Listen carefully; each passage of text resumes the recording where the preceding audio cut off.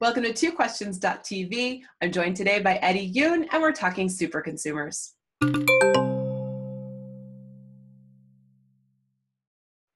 Welcome to twoquestions.tv. I'm your host, Susan Baroncini-Moe. My guest today is Eddie Yoon, founder of Eddie Would Grow, a think tank advisory firm for businesses. Eddie's widely recognized as one of the world's leading experts on helping consumers find and fully monetize super consumers, these highly passionate and profitable consumers. And he's the author of this book, Super Consumers. Not a shock. Hi, Eddie. Welcome to the show. Hey there. Thanks for having me on. Well, thanks for being here. So let's start off by making sure that the audience really understands what is a super consumer and how businesses can kind of strategize around them. And do they exist in service industries as well? I ask selfishly. Absolutely. I think I have a few YouTube super consumers in my household. My 13-year-old is one and this and that.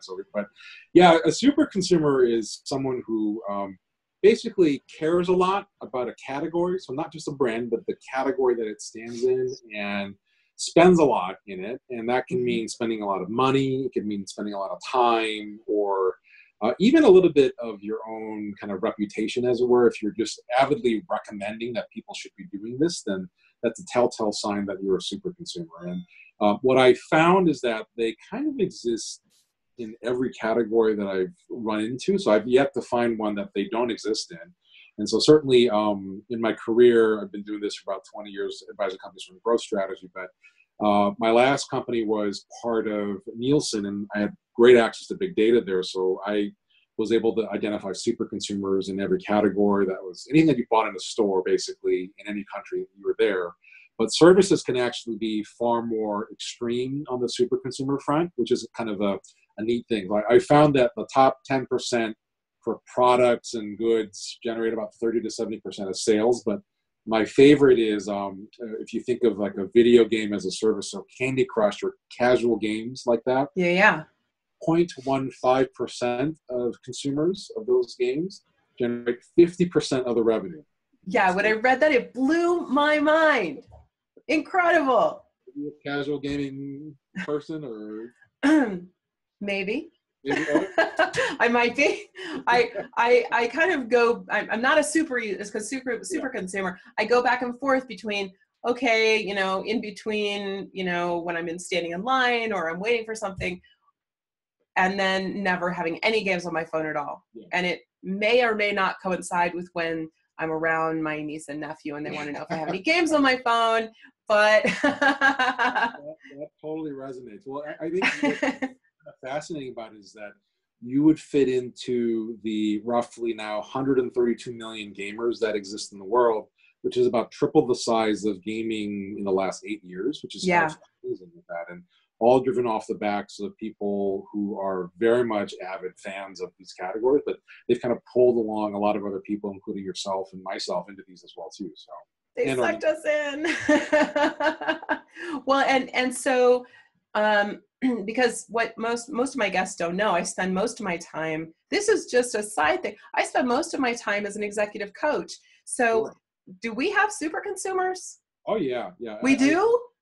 Absolutely do. And I think it's at the most kind of basic level, it's, whenever you've given feedback to people, they're the people who are like, can you give me more? Can I come back next week and tell me more about what Oh, those folks, yes. There are those folks that exist out there. And then eventually I think that there are some of them do convert into people who are, you know what, I so value feedback, and at the core of it is self-improvement. And not only are they going to get it where they can for free, but they'll pay for it in many cases. And I think, executive coaching is a great example of that. Mm-hmm. And that I think, it's some categories, the super consumerness is expressed in how much you consume at a given moment. So Halloween is coming up and there's going to be a lot of candy that's consumed. Yeah. Something like coaching or counseling or other kind of advisory self-improvement services, it might actually be expressed in the duration with which you do it, because some of these aren't just, you don't automatically stick around forever. So some of those might be done that way. I'm a big marital counseling super consumer. I don't know if disclosing too much information. Is this about scissors? Is this a, well, is this? at some level. I actually read your book. A lot of hosts don't do that, but I read your book. There are scissors issues in the marriage. Well, I will credit my not getting upset with my wife spending $100 on scissors or so with the marital counseling, which comes back to, yes, there are some consumers of coaching because, I just think though, like I probably would fit into your bucket there because I think that you value when you had a taste of feedback and you apply it and it works, you're hooked. And yeah. I suspect that those people exist within your executive coaching, and they're probably the ones that are referring lots of people to come to you or others in the first place and stuff. And so absolutely yes. Very interesting. Okay, and that was the question that was on my. I was like, okay, I can see as I read their book. I'm like, I can see how this would work for a product. I get it, and it helps to kind of play it out for a service. That makes a lot of sense. So you wrote this article that I read on Inc.com about the fun to chore ratio. And in the book, you talked about it as well. What is that? And can you kind of explain how businesses take advantage of that? Yeah. So it's my simple shorthand. Like there's a lot of fancy frameworks that exist around, how you think about building your business plan or your brand plan. And my fun to chore ratio, if you just think of it as F divided by C, right? It's how much fun are you providing to the consumer end user in your total experience, shopping to using and whatever beyond that. And how much of a chore have you made it for them to actually do all of these things? And so I think of retail as a great example of this. So two retailers that have done a marvelous job with this is, Costco, shopping at a big box store, not the most pleasant thing. Parking is hard, it's crowded and this and that and long checkout lines, but those samples sure make up for it, right? And samples, that's lunch. Yeah, there is such a thing as free lunch, kind of sort of at Costco, right? But what they've really done masterfully is the samples are fun, the TVs that you walk into are fun, the new they're so good at their buyers at fun categories and brands that you wouldn't have expected. And so they really made up for the fact, I think, acknowledging the fact that you're shopping in a warehouse. Yes. Which is not the most pleasant thing. It was designed for businesses, not for consumers, right? Yeah. It added so much fun that it's just, there are major Costco super consumers, and Trader Joe's is the opposite of that. It's a very small square format, and they've decided on our behalves of, some of these categories of food and beverage you don't really need. It's the Jedi mind trick of these aren't the foods that you're looking for.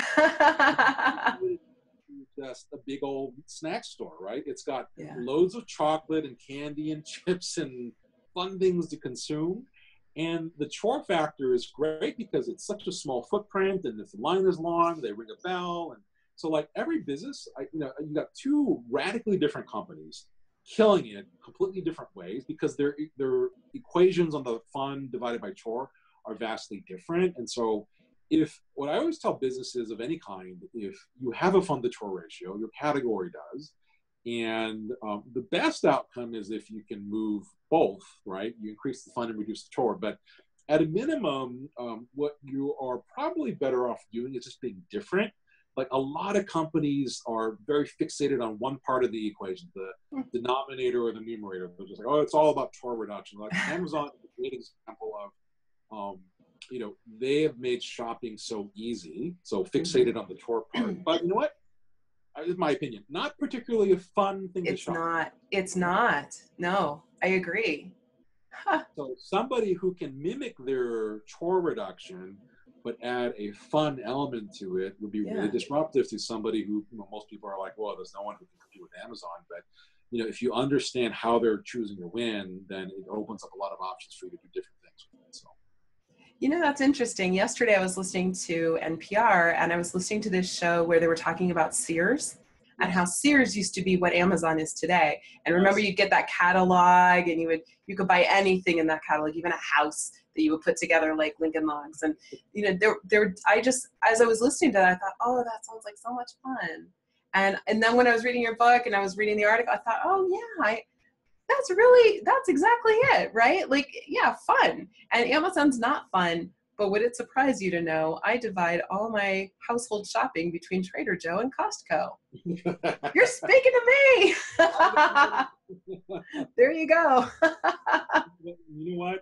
What you just described explains why so many mainstream grocers are having such a hard time, right? Because they're not winning on fun, and they're not winning on chore, and Yeah. the people, I think, going forward, many large reputable businesses will not exist in 10, 15, 20 years because, in an age of abundance, you're going to pick a place that you enjoy shopping or just made life easier or is doing both for you and stuff. And it's going to happen in retail. It's going to happen in all kind of services industries. It's happening in all, you just see it over and over again. And that's part of the interesting that I think is, in media with Netflix and HBO. Oh, yeah. Disrupting traditional linear TV, right? I mean, it could be more choreful. I don't know if that's a word or not.